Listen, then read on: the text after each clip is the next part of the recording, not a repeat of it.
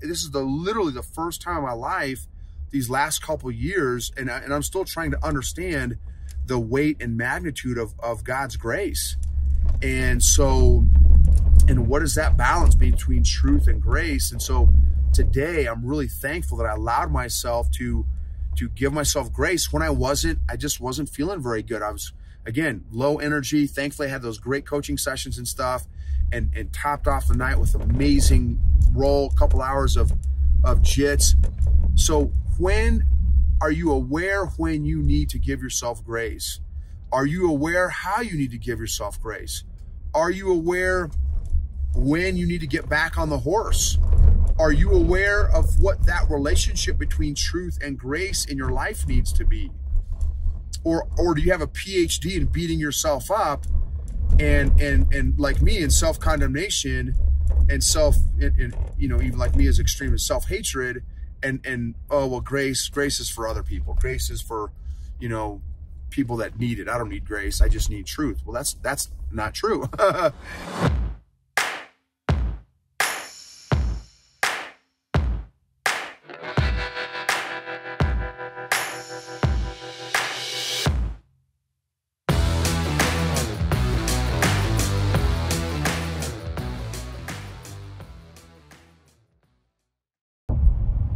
EQ gangsters. So thankfully turned a crappy day into an amazing one, and gave myself more grace today than I normally do, which was a W, while still challenging myself. Here's what I mean. I've done a month of traveling, and this is also going to be about energy management as well, some energy management stuff as well. So I've done a month of traveling, and I'll give you some more background here in a second, but a big shout out to our sponsors, classicalconversations.com/Gibbons. If you want to look at how your children are educated from a different lens or viewpoint other than the public education system or even the private education system, strongly recommend checking out Classical Conversations. Go to classicalconversations.com/Gibbons, Gibbens. A couple free downloads on there. They've got some great some great resources. Cannot recommend it enough. We just got done doing a weekend retreat in Buena Vista, Colorado, up in the mountains. Absolutely breathtaking, being in God's nature, learning from a 14, 15-year homeschool dad on how to think more critically. Tremendous lessons. How many of us have been trained on how to think? And you know, he's been using the Classical Conversations model for that entire time. So classicalconversations.com/Gibbons for some awesome homeschool resources. I woke up and I did my normal kind of morning routine, you know, read my Bible, do a little bit of reflection, which I need to do more of, and I need to do a better job at connecting more intentionally with the Lord during my Bible study time. And then I like to do a little bit of reading after Bible study time, and then I jump into I had a morning coaching session, which thankfully went amazing, went just tremendously well. Very thankful, with one of my corporate clients from one of the big companies that I'm working with, and really helped him get some traction with a couple recent challenges that he's been having in connecting more deeply with his wife and grown children, and also some of his team members as well, which is always a great feeling when you can really give someone an experience that gives them some real traction for some real challenges that they're having. Then I had a little bit of a break then, and during that, no, I had actually a few hour break, and normally I like to be real productive, knock out stuff, boom, but I was fatigued, and what I'm realizing about where I'm at now in my emotional growth journey, if I'm fatigued, I am not 5% less effective or 10%. I'm telling you, for whatever reason, I am 30 to 40 to 50% less effective and productive, less stable, less bandwidth. And man, that's another big epiphany and realization that I've had recently. And now part of it is too, I feel a accumulation of a month of travel and being on the road and driving and, you know, being around a bunch of people that I'm not normally around, and being around a bunch of people, just period, and being in different environments. And, you know, so a month straight of that without any kind of, you know, routine, not my normal routine, I am just really feeling it clearly, because, you know, when I am tired now, it has just been, man, it's just been a deep, steep drop in all those different areas that I just mentioned, which I'm super thankful I'm even aware of that, because I've had a couple valleys recently, and it's been, you know, it's been triggered because of the level of my fatigue, and again, the accumulation of traveling and not having a stable, predictable schedule and routine for the past month. And so, again, I'm very thankful. Anyway, so today, had my coaching session, had that break, and I just was dragging. After that coaching session, it gave me a good hit of dopamine. I was really excited, felt really good about the coaching session, and you know, shortly thereafter, I'm like, man, it took some energy out of me, because each coaching session, I am, you know, 100% emotionally, mentally, physically, spiritually present with each of my clients. And so, you know, I was exhausted, I was tired, and not just from the coaching session, but again, from this accumulation of the month. And so boom, I found myself scrolling. I'm on Instagram, I'm on Facebook, I'm on LinkedIn, and I'm just kind of dragging. And then I'm like, man, and then I was like, okay, you know, man, what's going on? Why am I just mindlessly scrolling? Because I want to pick up my book and jump into my book and get some good lessons and stuff, and reflect on another leadership mastermind that I've started recently, a different one of, you know, some military minds and some business SMEs, and because I'm really wanting to continue to sharpen my own saw and continue my own learning journey, leadership wise and emotional development stuff. And so I want to do some reflection on my notes, but again, I just didn't feel like I had the emotional bandwidth and focus, energy to focus for that level of assimilation of concepts and content. And so again, after, I don't know, 30 minutes, maybe 45 minutes of just mindless scrolling, I'm like, man, what's going on? What am I doing? And I'm like, man, I'm tired. I'm smoked. I'm like, I'm going to go take a nap. So I had some time before my next appointment. So boom, I took a nap, and maybe, I don't know, 45 minutes. It was amazing. Woke up. I'm like, man, I'm going to go take a shower before my next appointment. And I'm starting to like, dude, you're being lazy. Like, what are you doing? You're just kind of dragging butt. I'm like, no, you know what? I've had a month of, and I just kind of like, okay, what have I been doing? No, I've had a month of just kind of travel and grind and stuff, even though it was all fun and it was family and adventure, you know, the Kodiak Island trip to Alaska, my first hunting trip ever in my life, and some great fun stuff, but it was, all of them were just taxing.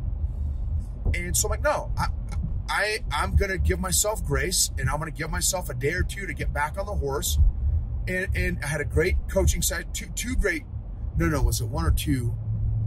So one great coaching session. Yeah, one great coaching session. My second appointment rescheduled. And so I'm like, no, I'm going to give myself grace. I'm going to give myself a day or two to get back on the horse. And then I had another coaching session. And thank God, crushed it, went great. Again, gave this guy from another big giant company. First company was a $10 billion company executive. Second company was a $4 billion company leader executive, and gave him some feel like it was a really, really value add to him. So that, again, made me feel really good, really productive. And still kind of, but you know, had my little high and then kind of dropped again. I'm like, man, I'm still kind of struggle bus, do a little more scrolling Instagram, Facebook and stuff. And I'm like, again, I'm going to be fine. Oh, and then I popped up a show. I'm like, okay, let me just watch a show. I'm like, man, I'm still smoked. I'm still tired. I'm like, okay, I'm going to take another nap. Took another nap, and I'm like, you know what? I'm going to be cool with it. I'm going to give myself grace. It's cool. I'm going to go to JITS tonight. I had a couple great coaching sessions already. I'm going to go to JITS tonight, and it's going to be awesome. Went to JITS, y'all, 10 rolls. Had great instruction from the instructors, the professors at Flow State, BJJ, my new gym because of where I moved and stuff, and learned some new moves and was able to nail them in some live rolls, which is super exciting.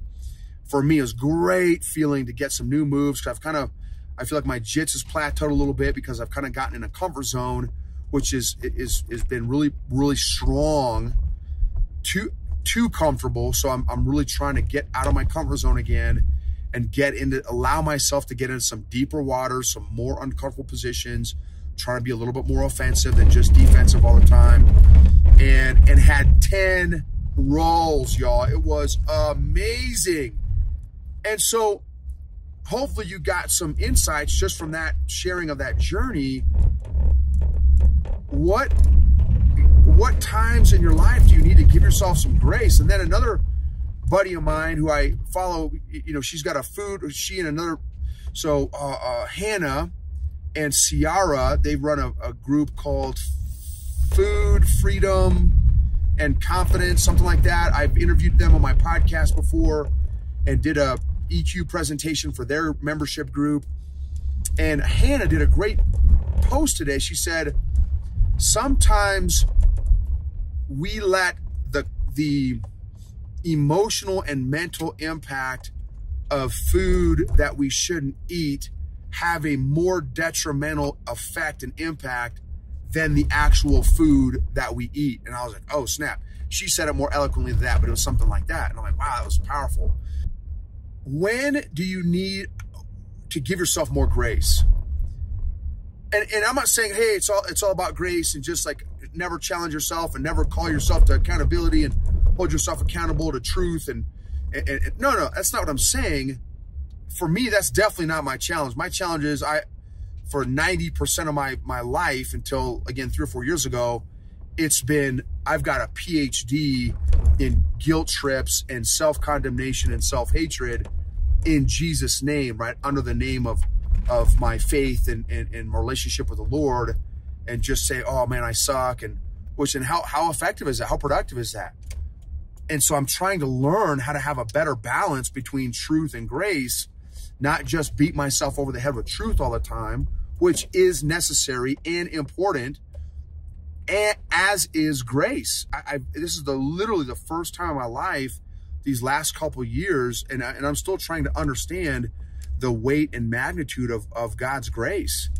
And so, and what is that balance between truth and grace? And so today I'm really thankful that I allowed myself to give myself grace when I just wasn't feeling very good. I was, again, low energy. Thankfully I had those great coaching sessions and stuff, and topped off the night with amazing roll, couple hours of JITS. So when are you aware when you need to give yourself grace? Are you aware how you need to give yourself grace? Are you aware when you need to get back on the horse? Are you aware of what that relationship between truth and grace in your life needs to be? Or do you have a PhD in beating yourself up and like me in self-condemnation and even like me as extreme as self-hatred, and oh, well, grace is for other people. Grace is for, you know, people that need it. I don't need grace. I just need truth. Well, that's not true. So, and then are you aware of how to get back on the horse when you need to get back on the horse? Are you aware of how to get back on the horse? For me, again, it was having a couple of those coaching sessions throughout my day, and then hitting jits again. It just, boom, it just was really able to get my head and mind and heart and stuff back in the game. And I'm so thankful that God has given me that resource that is jiu-jitsu to really, you know, have something to kind of, but I'll be honest with you, I wasn't like super excited, like, oh man, I can't wait to go to jiu-jitsu. I was kind of dragging with that too, but I'm like, man, I have, in 6.5 years of doing jits, I have never, this is no joke, no exaggeration, I've never been to jiu-jitsu and had a day where I regretted going. I've never had that. It's been, I have left every single class in a better mindset, mood than when I showed up. And I mean, not that I've shown up every class in a bum or bad mood, just I felt great after every single class is what I'm saying. And so, because it challenges me mentally, emotionally, physically, and in some cases even spiritually. And so I'm just very thankful that I'm slowly getting better at least getting more comfortable in my valleys, because we all have them. I think it's not healthy to have an expectation that we're not going to have valleys. So to, you know, okay, how do I organize or manage my life so that I don't have valleys? I don't think that's right. I don't think that's wise. I think the more, I mean, dude, Jesus, bro, who I actually rolled with tonight. Oh, that would be my 11th roll, I think. Oh, snap, I forgot to write him down. You know, Jesus had some down days. You know, when he was in the Garden of Gethsemane, before he did the whole, you know, journey of getting crucified, he was like, God, I mean, he was tapping out. He was, I mean, he didn't tap out, but he was right there. You want to talk about anxiety? When is the last time your anxiety led to sweating drops of blood? That is some stress and anxiety, y'all. I've had some stress and anxiety, and I've never sweat drops of blood. So even Jesus had some days that were intense, like seriously, I mean, seriously intense, right? Magnitudes more than I've ever experienced. And so I just think it's unrealistic to like try to go through life with, okay, how do I organize and set up my life so I don't have valleys? It's how can you squeeze the juice? How can you get the best out of those valleys? And I'm just thankful that I'm just thankful that I gave myself grace today, a little more grace today than I normally do. And I think as a result, my valley wasn't as deep, and I was able to come out of it better, quicker, more effectively than if I had done what I normally do, is start immediately once I realized, okay, I did 30, 45 minutes of mindless scrolling on social media, and just start my I suck monologue and script that I normally run. I suck. I'm wasting time. Time's the most valuable resource. You know, I'm wasting the most valuable resource. You know, the thing that I'm going to regret the most on my deathbed is I didn't have enough time with my family. You know, whatever. All the stuff that I go into, it's like, no, dude, you've had a kind of crazy month. All right, recognize it. Okay, got it. Give yourself a day or two to get back in the groove, and then get back in the groove. And again, I still feel like, even though I did some mindless scrolling on social media, I watched a show or part of a show until I fell asleep. I took 2 naps today, y'all. And I still I felt like a productive day. I had 2 great coaching sessions and an amazing couple hours of jits tonight.